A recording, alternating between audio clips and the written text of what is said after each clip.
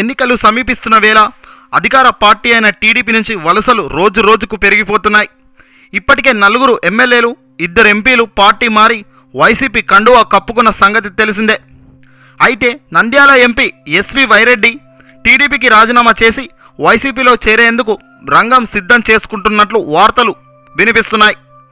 గడిచిన ఎన్నికల్లో YCP ticket పైన నంద్యాల ఎంపీ సీటు నుంచి బరిలోకి దిగిన ఎస్వి వైరెడ్డి వైసీపీ యోనియోలోనే నెగ్గేశారు. అయితే ఆ తర్వాత ఎంపీగా లోక్సభలో ప్రమాణ స్వీకారం చేయడానికి ముందే టీడీపీలో చేరిపోయారు.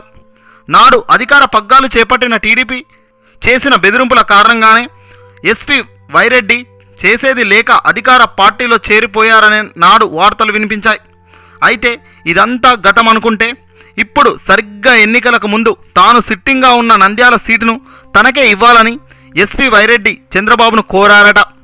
అయితే చంద్రబాబు ఒక వింత కండిషన్ పెట్టినట్టు తెలుస్తుంది.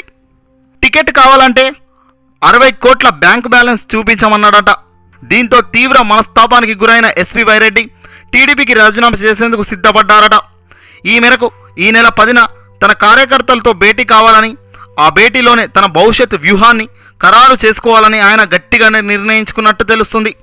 ఈ మేరకు టీడీపీకి రాజీనామా చేయనన్న ఎస్వి వైరెడ్డి నేరుగా వైసీపీలోని చేరుతారని తెలుస్తుంది.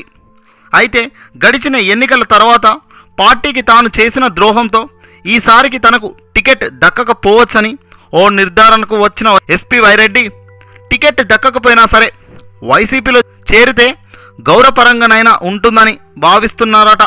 చూడాలి జగన్ ఈయనకు టికెట్ ఇస్తారో లేదో.